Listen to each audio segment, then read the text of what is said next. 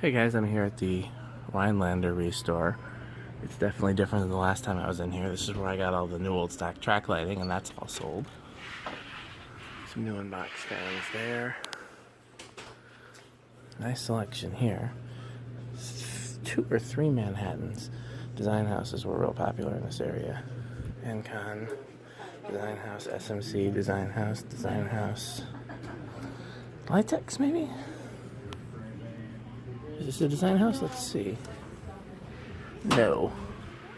Hugger. Design House? No. Well, these are kind of cool with the 6 blades.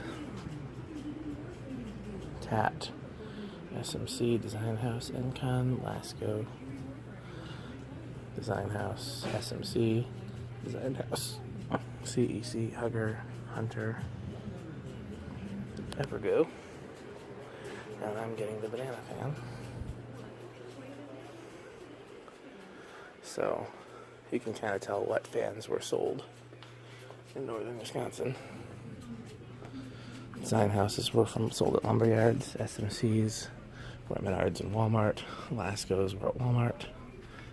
This is the Restore that has a few fans out here. I mean, there's a few laying around here. Okay.